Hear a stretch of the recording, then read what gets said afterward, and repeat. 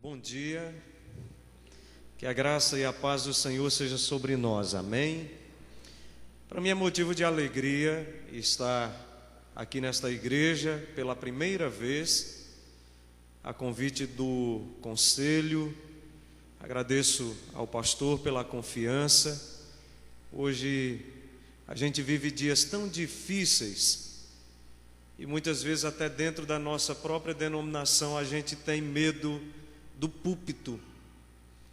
E eu louvo a Deus pela confiança do pastor Soares na nossa pessoa.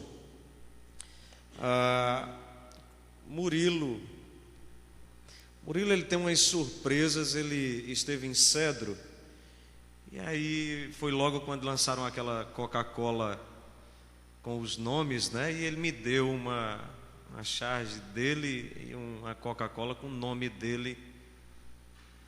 A fotografia a gente guardou, mas a Coca não deu para ficar de lembrança não. Hoje nós estaremos falando acerca de um tema imprescindível para as nossas vidas, que tem a ver com a importância dos símbolos de fé da nossa igreja. Ao falarmos sobre catecismo, vixe, pastor, parece coisa da igreja católica, né? Catecismo, credo, soa tão pesado aos ouvidos, e isso nos traz um temor. Isso nos traz temor, se considerarmos que os credos e as confissões foram, sem sombra de dúvidas, digamos que a roupagem, a nossa defesa de fé, a forma como nos expressávamos para nos identificarmos como igreja. Então hoje tem sido uma questão difícil falarmos acerca deste assunto, até mesmo dentro das nossas igrejas. Então hoje nós iremos falar acerca da importância dos símbolos de fé para a igreja atual, para a igreja moderna, para a igreja odierna, como nós usamos aqui um sinônimo para este assunto. Nós temos vivido um tempo em que a verdade ela perdeu o sentido. O que é verdade? O que é verdade para você pode não ser verdade para mim. É isso que se fala muito nos nossos dias. A verdade tornou-se relativa, tornou-se algo completamente divergente nas mais variadas concepções. Infelizmente, as nossas igrejas hoje, elas estão indo pelo mesmo caminho.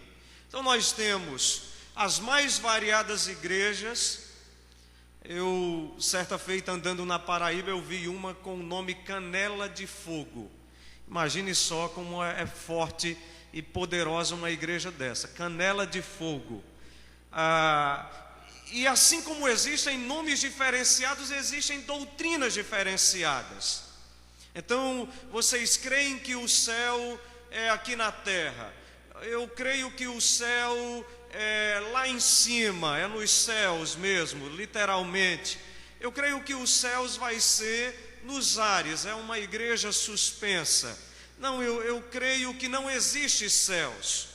Então existem inúmeras igrejas com pensamentos, com confissões das mais variadas. Este é o momento vivido pela nossa igreja.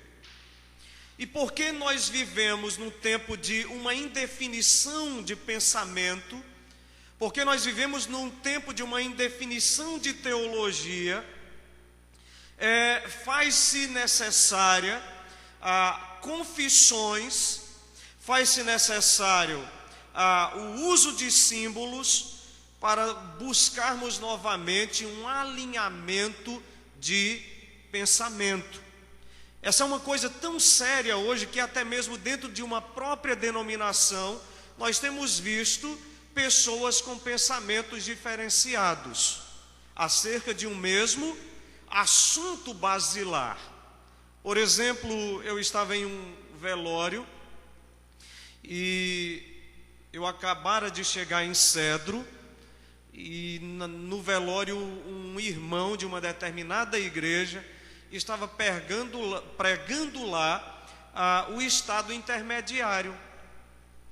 Uma igreja evangélica, mas aquele irmão de uma igreja evangélica estava pregando uma doutrina católica, aquela que diz que você, ao morrer, você ainda tem o Sheol, e lá você vai ser banido, você vai ser flagelado, para você ter uma segunda oportunidade de arrependimento. Então nós vivemos em um tempo, em um emaranhado de sofismas e um monte de aberrações ideológicas e doutrinas das mais variadas. E são justamente esse emaranhado de sofismas que é próprio da nossa nação, porque a nossa nação, ela é uma nação cheia de ideologias, que faz-se necessário hoje nós pensarmos, nós refletirmos acerca dos símbolos de fé e de sua importância para os nossos dias. Então nós iremos começar com definições. Vamos definir aqui um pouco.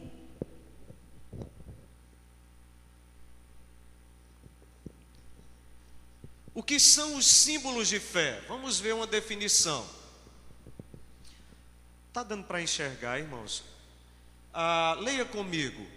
É o ajustamento do pensamento em torno de uma determinada tese para a formação de uma realidade complexa e funcional. Então, esta é a nossa primeira definição. Eu usei algumas definições. Então, ela é o ajustamento de um pensamento, ou seja, na história da igreja antiga, até mesmo da igreja moderna, nós encontramos pessoas à procura de uma definição. Então vamos nos ajuntarmos aqui em torno da palavra de Deus e vamos definir um único caminho para nós percorrermos. Vamos à segunda definição. O símbolo é um veículo de comunicação que contribui para romper as barreiras linguísticas. Então, na língua portuguesa, as palavras elas são sempre símbolos. E estes símbolos eles servem para nos nortear, eles servem para nos orientar para um determinado fim, com a capacidade de romper barreiras linguísticas, no caso da língua, mas aqui nós rompemos também barreiras teológicas e ideológicas com a verdade dos símbolos. Vamos a uma terceira definição. O símbolo é o veículo da comunicação que separa pensadores e, consequentemente, une pensadores em torno de uma tese. Então nós temos como exemplo, quando houve uma reunião lá em Dort, para a composição de onde saíram os símbolos, os cânones de Dort, nós tivemos ali vários pensadores fazendo oposição aos seguidores de Jacobus Armínio. E é interessante nós abrirmos um parêntese aqui, porque nem todos os pontos tidos hoje como arminianismo era defendido por Armínio. A grande questão era em torno de um único ponto. E hoje, aí nós temos um universo pentecostal fazendo uso do pensamento como se Jacobus Armínio defendesse tal pensamento. Então ali se reuniram todos em torno daquela questão, daqueles documentos, remonstrância, para chegarmos a uma definição, os cânones de Dort. Então, ali uniu-se pensadores, muitos aderiram ao pensamento reformado, mas outros foram separados. É por isso que a Igreja Presbiteriana do Brasil, ela é uma federação de igreja que adota como regra de fé e prática a Bíblia Sagrada e tem seus símbolos nos catecismos, na confissão, e podemos acrescentar o diretório de culto também adotado. Vamos à quarta definição. Um símbolo tem uma conotação de memória, de memória e de esperança. O símbolo, ele marca no tempo o nosso compromisso com o passado, com aquilo que nós aprendemos por meio dos apóstolos, por meio dos pais da igreja, por meio de uma tradição bíblica, e também afirma a nossa responsabilidade, o nosso compromisso com o futuro, com as nossas gerações futuras, para levarmos esta marca à nossa posteridade.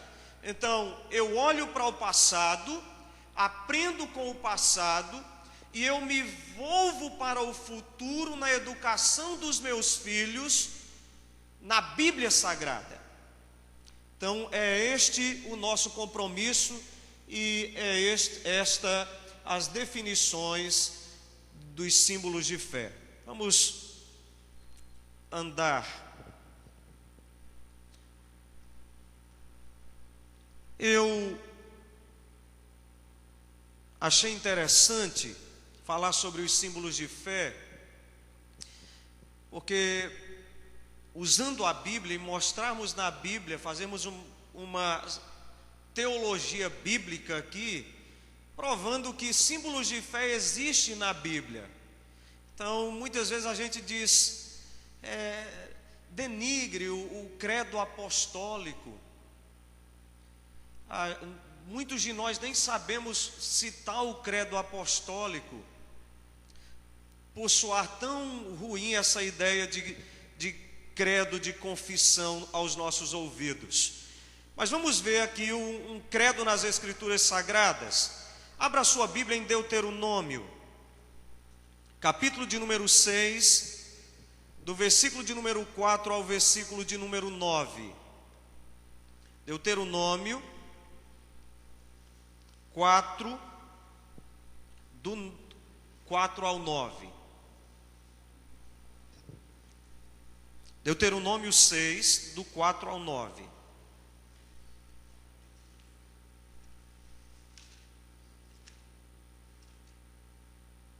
Todos encontraram? Amém? Vamos ler esse texto da palavra de Deus.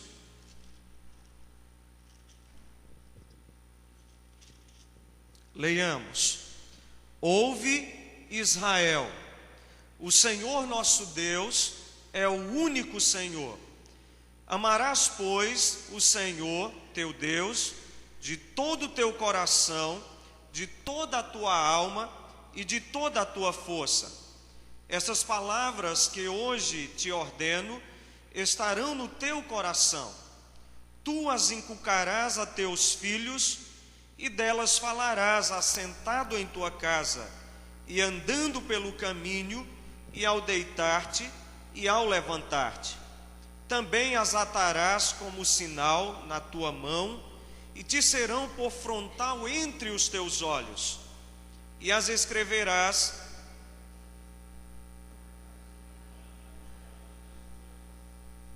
Amém? Esse texto que nós acabamos de ler, ele tem por nome o Shemar, ou Shema. O Shema era um credo da igreja, o primeiro credo da igreja veterotestamentária, ou o primeiro credo da igreja do Antigo Testamento. E neste credo, nesta confissão, Moisés, o escritor de Deuteronômio, ele tinha como objetivo aqui apresentar algumas verdades. Credos apresentam verdades.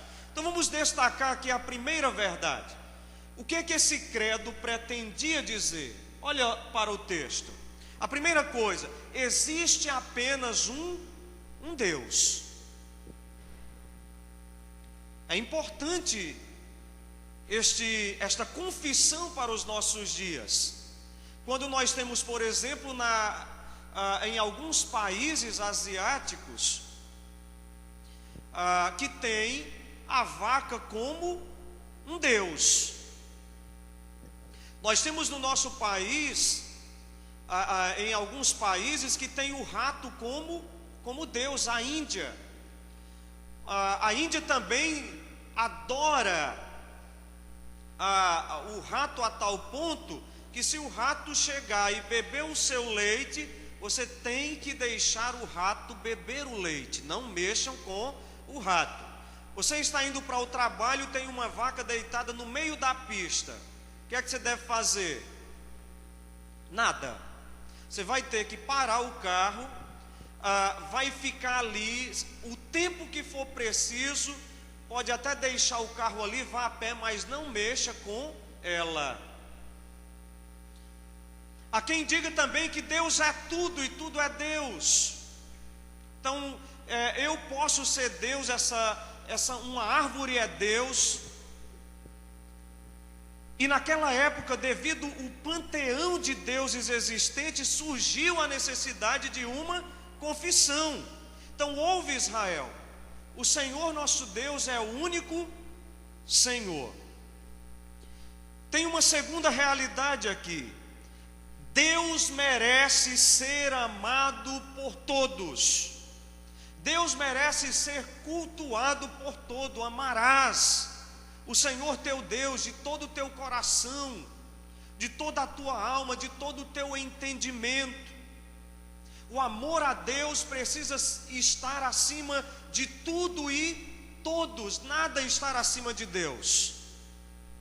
E a terceira verdade é que isso deveria ser perpetuado para as gerações. Então o que é que acontece? Aprenda e ensine aos seus filhos. Fale da palavra de Deus, fale desta realidade, assentado em casa, andando pelo caminho, deitado em todo o tempo, contamine a mente do seu filho, impregne isso no cérebro dele, para que ele não esqueça que só existe um Deus, o Deus vivo e verdadeiro, e este é Yahvé, o nosso Deus. Amém? No decorrer do tempo nós encontraremos o desenvolvimento do Shema, ele vai se tornando maior, mas o certo é que o Shema, ele era recitado 3 vezes por dia pelos judeus, e posteriormente passou a fazer parte do culto. Todos os cultos, o primeiro texto lido era o Shema, era este texto. Vamos adiante. Então aqui nós encontramos no Antigo Testamento esta realidade. Antes de nós falarmos do Novo Testamento, antes de entrarmos na parte histórica, nós iremos também fazer sabido aqui de que o Novo Testamento ele tem muito mais símbolos de fé, ele tem muito mais declarações credais do que o Antigo Testamento. Então, no Novo Testamento, nós encontraremos uma pilha de textos bíblicos que tratavam acerca de assuntos dos mais variados, reafirmando esta realidade e esta necessidade. Por exemplo, em tratando da palavra de Deus, o texto sagrado lido por eles era Atos 2:42. E perseveravam na doutrina dos apóstolos, na comunhão e no partir do pão. Esse texto fazia parte da agenda cultica da igreja daquela época. Não podia faltar este texto. Um outro texto também é o texto de Gálatas, que diz: mas graças a Deus, porque outrora escravos do pecado, contudo viestes a obedecer de coração a forma de doutrina a que fostes entregues. Então, qual foi a forma de doutrina entregue? A doutrina apostólica. Esse texto era um texto usado para que a igreja neotestamentária do Novo Testamento não viesse jamais esquecer desta realidade. Por que é importante reafirmarmos? Tem mais do que 2 pastores aqui esta manhã. Temos 2 pastores, os presbíteros sabem bem disto. Às vezes a gente prega no púlpito e quando sai da porta para fora, vocês sabem disso como membro também, a capacidade que as pessoas têm de esquecer aquilo que lhe é ensinado. Por exemplo, qual foi o texto do sermão do domingo passado? Talvez tenhamos pessoas que lembrem, mas tem muitas outras que não lembram, de jeito nenhum. Então a formulação e a escrituração e o recitar fazia com que o povo não esquecessem. Paulo disse assim à igreja: é interessante que vocês estejam tão ávidos, saindo tão depressa daquilo que vocês aprenderam, escrevendo à igreja aos Gálatas, deixando o evangelho para um outro evangelho que não é o evangelho da cruz.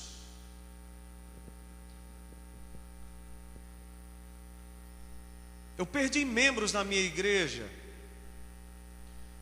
que me doeram para igrejas de linha neopentecostais. E o impressionante é que o nosso maior compromisso é com a exposição fiel da palavra de Deus. Mas não foi suficiente para que pessoas em pouco tempo estivessem indo para uma outra realidade, uma outra fé, de forma tão inesperada. Então é necessário. E o Novo Testamento está repleto de credos e de confissões. Vamos ver os símbolos de fé na teologia histórica. Nós vimos na teologia bíblica e agora nós iremos para a teologia histórica. Nós temos o credo apostólico. Por que é chamado de credo apostólico? Porque eu nunca vi o credo apostólico na Bíblia, pastor. Quem foi? Foi Paulo? Foi Pedro? Quem elaborou o credo apostólico? Então nós iremos deixar claro que o credo apostólico foi uma construção nos primeiros 4 séculos da igreja, que ele foi sendo organizado a partir de quê? Da doutrina dos apóstolos. Vamos ver o credo apostólico. Creio em Deus Pai, Todo-Poderoso, Criador dos céus e da terra. Creio em Jesus Cristo, seu único Filho, nosso Senhor, o qual foi concebido por obra do Espírito Santo, nasceu da Virgem Maria, padeceu sobre o poder de Pôncio Pilatos, foi crucificado, morto e sepultado, ressurgiu dos mortos ao 3º dia, subiu aos céus, está assentado a Todo-Poderoso,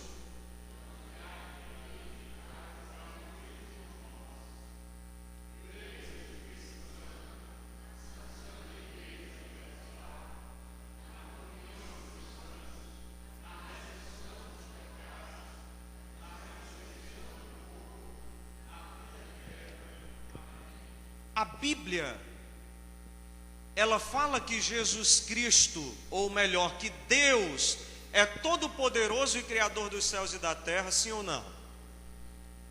A Bíblia fala que Jesus Cristo é o Filho de Deus, sim. Ele nasceu de quem? Da Virgem Maria. Pastor, da Virgem Maria? Maria, ela foi virgem até o dia em que ela concebeu a Cristo. Depois de Cristo, ela tirou férias com José, tiveram uma lua de mel maravilhosa que trouxe à existência alguns filhos depois de Jesus. Mas ela era virgem, Virgem Maria. Ele padeceu sobre o poder de Pôncio Pilatos. Então nós olhamos para o credo, nós encontramos aqui no credo apostólico a nossa história, que vai culminar em um evento escatológico, dizendo que ele vai voltar, né? Finalmente, nós iremos ressurgir de entre os mortos para estarmos com ele eternamente. A não ser que aqui alguém pense diferenciado da palavra de Deus, mas esse credo diz tudo sobre a palavra de Deus. Vamos continuar na teologia histórica. Credo de Nicéia. O credo de Nicéia é um dos credos mais importantes para a igreja. Ele acontece no ano 325, quando se levantou um homem chamado Diário, um homem muito inteligente, mas que acabou tornando-se um verdadeiro herege. Ário, ele levantou-se com uma doutrina, fazendo uma distinção horrenda na cristologia, bem como na doutrina da Trindade, e reuniu-se vários pensadores para estudarem a Bíblia, e diante deste público tinha ali a pessoa de Ário. Ário não estava sozinho, Ário tinha um grande número de pensadores juntamente com ele. Mas o fato é que, graças a Deus, pela graça de Deus, fora elaborado este credo, que é o credo de Nicéia, ou credo niceno. É chamado assim porque aconteceu na cidade de Nissa, viu? Vamos ler o credo Nicéia. Ele é bem parecido com o credo apostólico.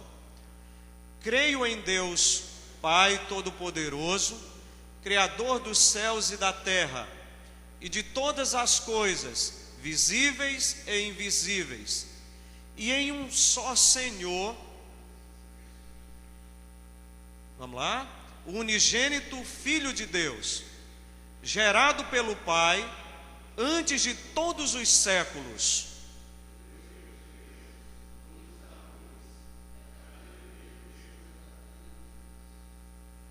Vamos ficar até aqui. Eu vou mostrar qual era o propósito aqui.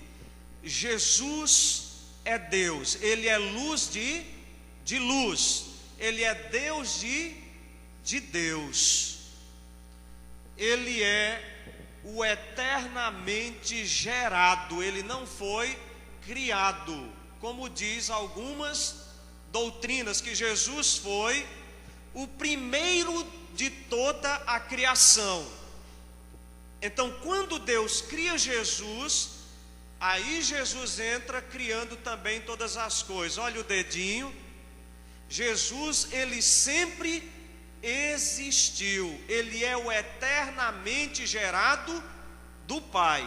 Ele não foi criado como eu e você, ou como os animais, mas ele é o eternamente gerado. E ele, como o credo mostra, tanto ele quanto o Espírito Santo deve ser adorado pela igreja. Então, no domingo à noite, quando nos reunimos em culto solene, nós não estamos adorando somente ao Pai. Nós estamos adorando também ao Filho e ao Espírito Santo. Mas pastor, mas vem aqui, a gente não ora ao Pai em nome de Jesus Cristo? E se, por exemplo, eu orar ao Espírito Santo, está errado? Não, o Espírito Santo também é Deus. Agora, a economia da Trindade, que é a matéria que estuda a função, a ordem de serviço, nós encontramos assim: o Pai envia, Jesus executa e o Espírito Santo aplica, né? O Pai enviou o Filho realiza a obra e o Espírito Santo executa, nos convencendo do pecado, da justiça e do juízo. Agora, se eu orar ao Espírito Santo, constitui-se um pecado? Não, porque eu e o Pai somos um, de Jesus Cristo. E na Trindade nós temos 3 pessoas, mas nós temos um só Deus. Não existe 3 deuses e eu irei buscar este porque se eu não... Não, o Deus é um só. Então nós temos aqui o credo de Nicéia. Depois nós teremos, que eu não coloquei aqui, mas nós temos Éfeso ainda, nós temos Calcedônia e nós temos Constantinopla, e depois teve um outro em Constantinopla. Mas basicamente são estes 4 credos, ou estas 4 confissões de fé que são defendidas pela igreja cristã.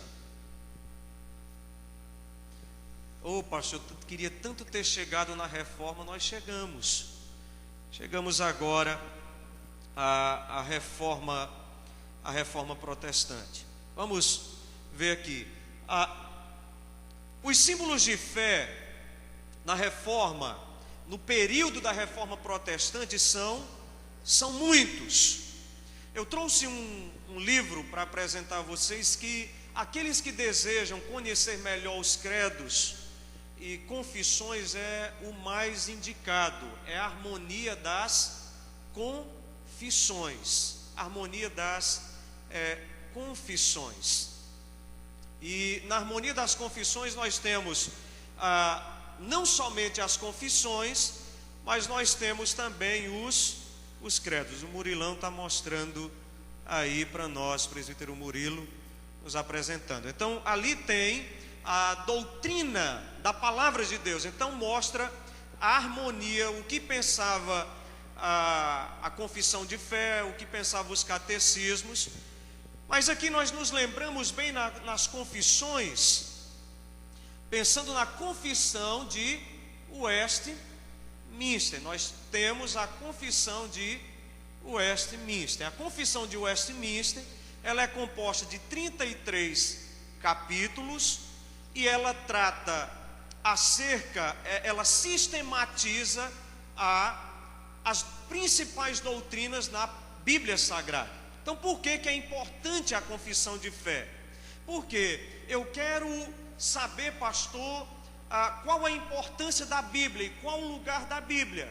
Então eu vou lá, ela vai me mostrar algumas declarações e, consequentemente, uma pilha de textos bíblicos que ratificarão a veracidade daquela verdade expressa no texto. Pastor, mas eu tenho uma dúvida: casamento, como é? É homem com homem, é mulher com mulher? Como é o casamento na Bíblia? Aí você vai para a Confissão de Fé de Westminster e vai mostrar lá que Deus criou o homem e mulher. Deus determinou que homem deixaria pai e mãe e se uniria à sua mulher, e seriam os dois uma só carne. Mas vai mostrar também que o casamento além de ser criado para a felicidade do gênero humano, ele foi criado com o propósito de procriação. Então ele vai definir muito bem e que qualquer um outro pensamento além deste deve ser considerado anátema, porque a forma natural de relacionar-se é homem com mulher e tão somente. Então é muito importante.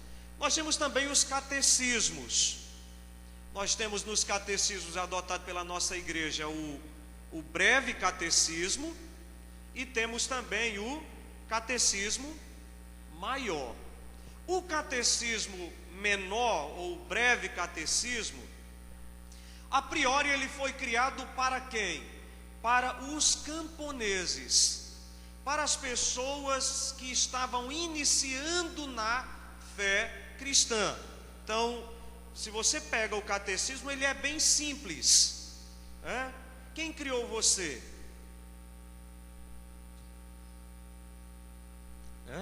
Esses dias eu lembrando que eu estava ensinando a minha filha, a Mandy, a primeira pergunta do catecismo: Mandy, quem criou você? Aí ela, eu, né? Depois foi que eu ainda estou na primeira pergunta, mas como eu ri, aí ela agora fica citando ela só diz Deus quando ela quer. Mas é muito simples. Então quem criou você? Nossos filhos precisam saber disso. O que mais Deus criou? O catecismo menor vai dizer todas as coisas. Então percebam que é muito simples o catecismo menor. O catecismo maior, ele já fora criado e utilizado para pessoas que já estavam em uma caminhada, já estavam amadurecendo, porque ele se torna mais consistente, é aquele alimento mais sólido, o catecismo maior. E nós temos também os cânones, e a gente vem logo à mente os cânones de Dort. Nós temos os cânones de Dort. Surge uma pergunta: qual a diferença de uma confissão para um credo? A única diferença existente aqui é a questão de tempo, porque credo era na patrística ou na época dos pais da igreja, e as confissões já vêm na era ou pré-reforma ou reforma, já estavam sendo elaboradas. E também a dimensão do conteúdo, porque você pega um credo, como nós vimos hoje aqui, é muito pequeno. Já a confissão, ela é um calhamaço. Os credos também, eles são pequenas declarações que podem ser usadas e que são usadas em muitas liturgias nas igrejas reformadas. E as confissões é como se fosse a Constituição Federativa do Brasil, que você vai lá quando você quer fazer uma pesquisa, quando você quer aprimorar uma pesquisa ou estudar, mas para fins de estudos. Alguma pergunta até aqui? Podemos ir adiante? Então vamos adiante.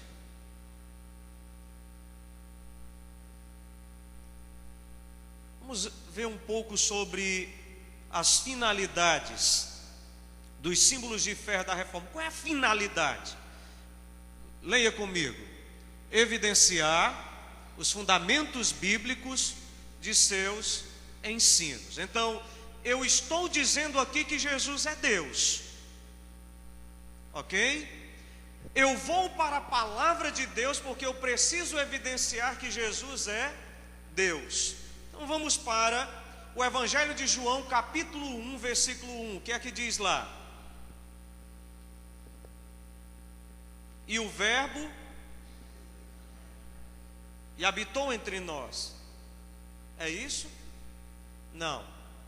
No princípio era o Verbo estava com Deus e o Verbo era Deus. No versículo 14 do capítulo 1 de João diz: e o Verbo se fez carne e habitou entre nós. o verbo que se fez carne e habitou entre nós, quem foi? Jesus Cristo. E o versículo 1 do capítulo 1 diz que o verbo era Deus. Logo, Jesus é Deus. Jesus é Deus. E Hebreus também nos diz que ele é a imagem do Deus invisível. Logo, nós temos um grande propósito nas confissões e nos catecismos, ou nos símbolos de fé, de que o grande propósito era evidenciar os fundamentos bíblicos de seus ensinos. Vamos ao segundo ponto: demonstrar que as suas doutrinas estavam de acordo com os principais credos da igreja.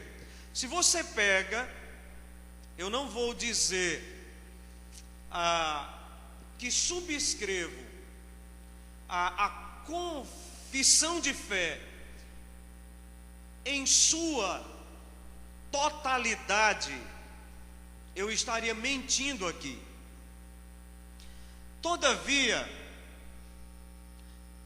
subscrevendo 99,9%, eu poderia dizer que a confissão de fé e os catecismos estão de acordo com a doutrina apostólica pregada pelos apóstolos, está de acordo com a patrística pregada pelos primeiros pais da igreja, nos primeiros 4 séculos da igreja cristã, e está de acordo com a reforma e com a palavra de Deus.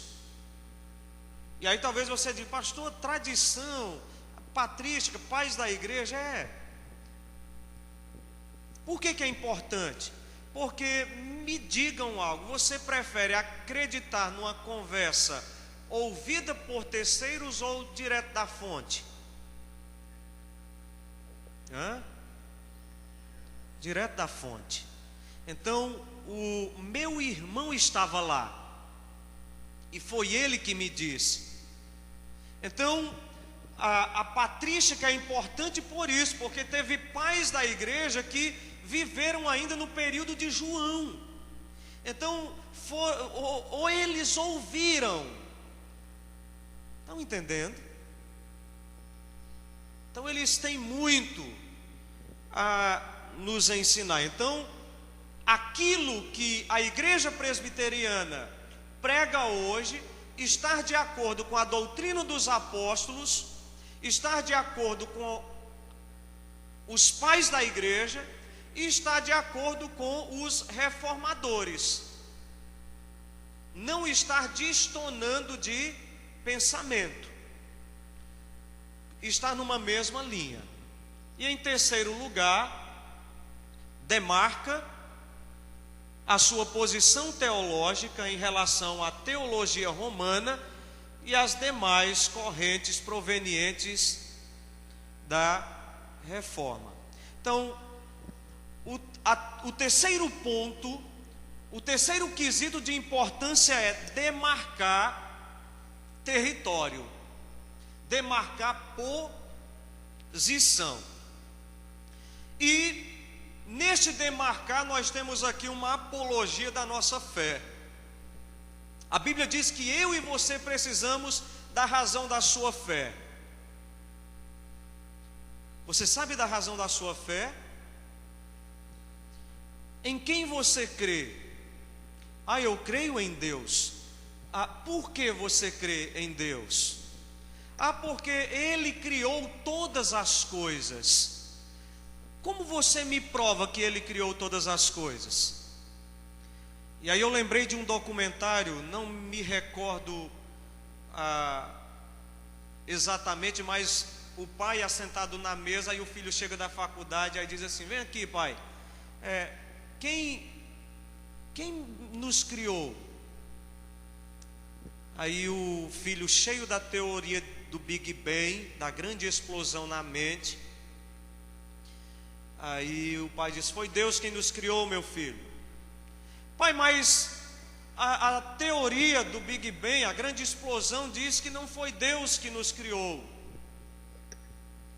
Foram pequenas moléculas que foram se juntando, e aí veio a grande explosão. Aí o pai dele disse assim: olha, foi Deus que nos criou e ponto final.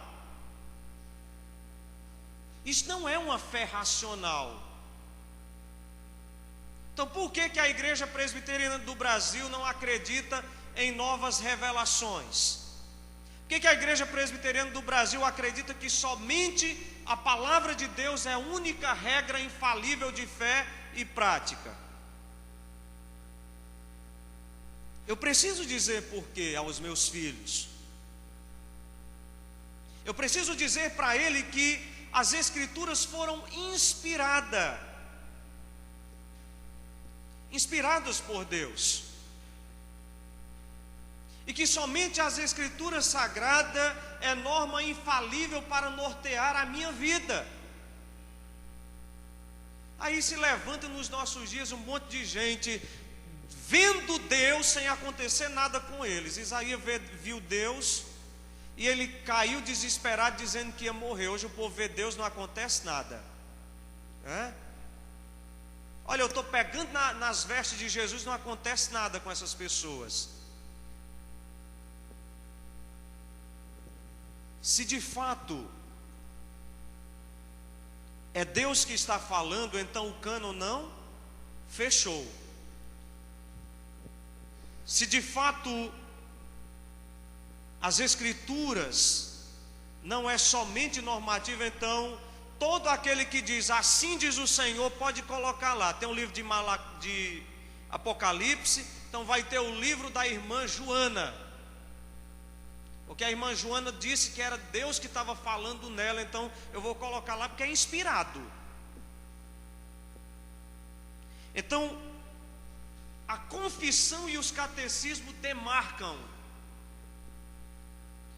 Elas servem para que eu esteja em um pensamento basilado ou embasado com os apóstolos, os pais e os reformadores, e também serve para defendermos a nossa fé.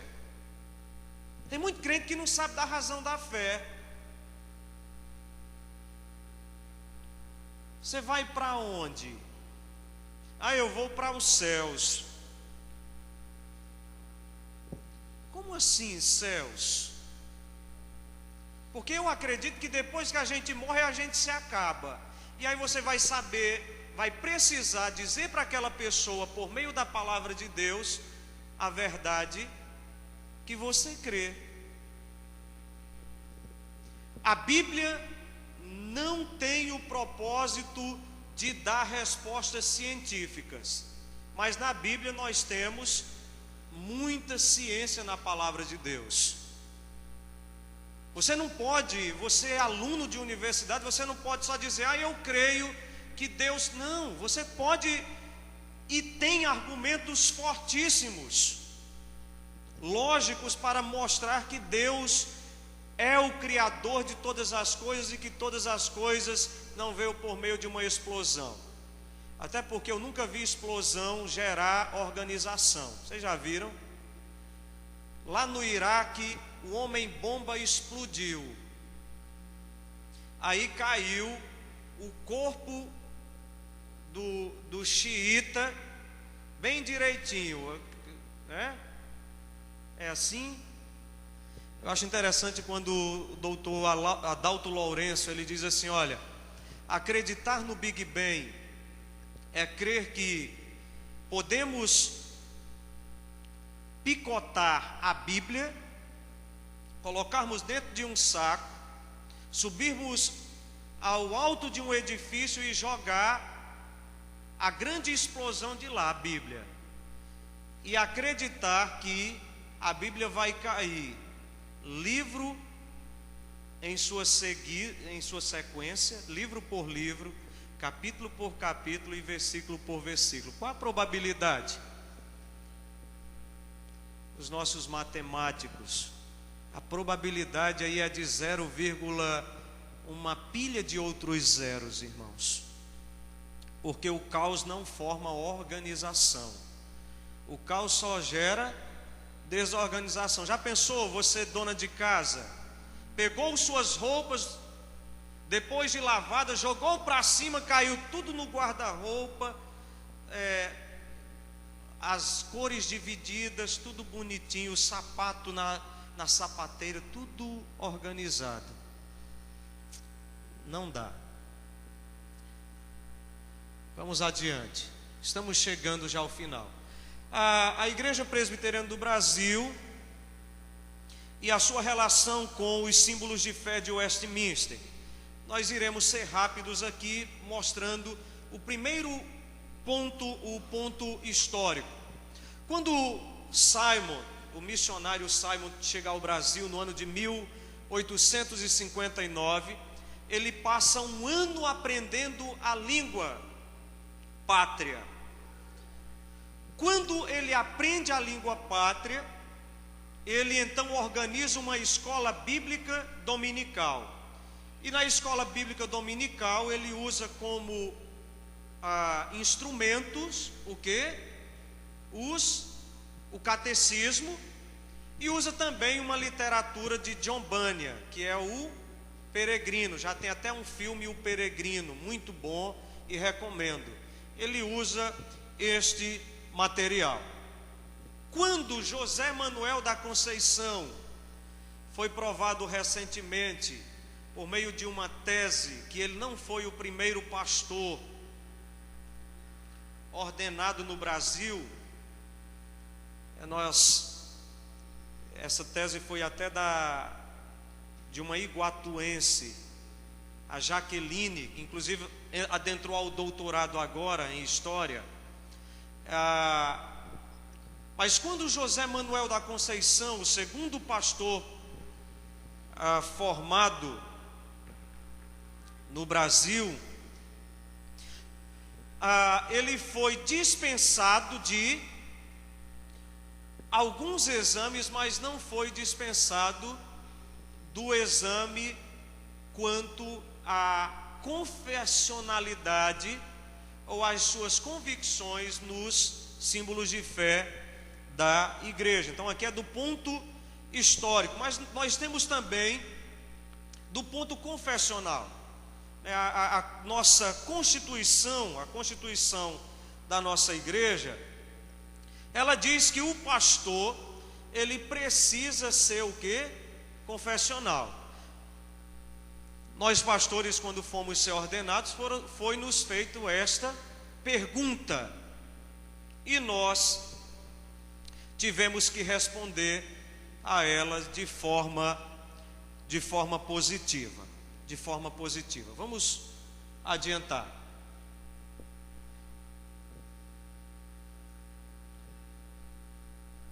Uso de catecismos e confissões reformadas hoje. É aqui, na segunda igreja presbiteriana de Fortaleza, na igreja odierna, na igreja atual no Brasil, igreja presbiteriana. Vamos ver aqui. Vamos delimitar aqui um ponto. O credo é uma resposta do homem à palavra de Deus, sumariando os artigos da fé cristã.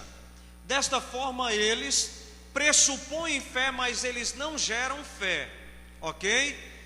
A confissão de fé, em outras palavras, ela não é inspirada. Somente a palavra de Deus é inspirada. Ela norteia a nossa fé, mas ela não gera fé.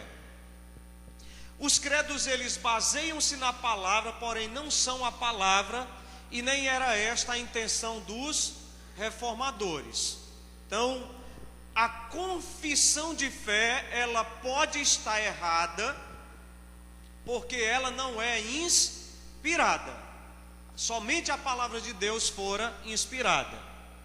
A autoridade dos símbolos de fé está na exposição e sistematização fiel das sagradas escrituras. Pastor, se ela não é inspirada, por que nós damos tanta ênfase aos símbolos de fé? Porque quando eu olho para a confissão de fé, eu encontro Bíblia pura na confissão de fé. Quando eu olho para os catecismos, eu encontro Bíblia pura nos catecismos. É por essa razão que subscrevemos a confissão de fé. E para encerrar, nós iremos para a relevância. Vamos ver aqui. Livrar nossas igrejas do sincretismo religioso, em que se encontra, evidenciando assim os fundamentos bíblicos por meio de seus símbolos nas escrituras sagradas. Preste atenção que eu já estou terminando. A filosofia diz o seguinte: o que é, é. Uma coisa não pode ser e ao mesmo tempo não ser ao mesmo tempo. Ou ela é ou não é. Ok? Então, existe uma verdade. Por exemplo, se eu pego os documentos romanos da Igreja Católica, diz uma coisa. Mas se eu prego o catolicismo brasileiro, ele diz outra completamente diferente. Então, lá na Bahia, uma vez eu estive realizando um trabalho lá em Salvador, e eu cheguei lá, estavam as mães de santo tudo rodando a baiana na calçada daquela igreja. Aí, peraí, em que é que a gente crê? A gente é do baixo espiritismo ou a gente é do catolicismo? Eu creio em Deus ou eu creio em Deus e mais alguma coisa? Eu preciso saber, irmãos. Então, os credos nos mantêm guardados do sincretismo religioso, desse emaranhado de religiões. A Bíblia nos mantém guardados. 2, demonstrar que as nossas doutrinas não distonam das doutrinas dos apóstolos, não distona da doutrina dos pais da igreja, nem dos reformadores. Então, pastor, por que o senhor pensa assim? Porque eu creio que é a palavra de Deus. E aí a gente fala como Lutero: até que me provem ao contrário, eu não me retratarei. É a palavra de Deus. Então, demarca a nossa fé. E por último, demarca o nosso pensamento, o nosso posicionamento teológico em detrimento de todos os outros, fornecendo assim uma ferramenta útil na defesa e razão da nossa fé. Pastor, eu quero crer mais. Então estude mais os símbolos de fé. Conheça os símbolos de fé. Compre uma confissão de fé. E seja fiel à palavra de Deus, fazendo uso destas ferramentas tão úteis. Que Deus em Cristo nos abençoe. Amém? Alguma pergunta? Posso encerrar? Eu quero orar antes de passar a palavra à direção da escola bíblica. Senhor, obrigado, porque o Senhor levantou homens que sistematizaram o pensamento, para que hoje pudéssemos, Deus, termos uma ferramenta tão útil na defesa da nossa fé. Eu rogo a tua bênção sobre a tua igreja, a igreja confessional em todas as partes desta pátria. E rogo ao Senhor por cada um daqueles que tem jurado fidelidade à tua palavra, que o Senhor os abençoe, que o Senhor nos abençoe, em o nome de Jesus. Amém. Que Deus nos abençoe.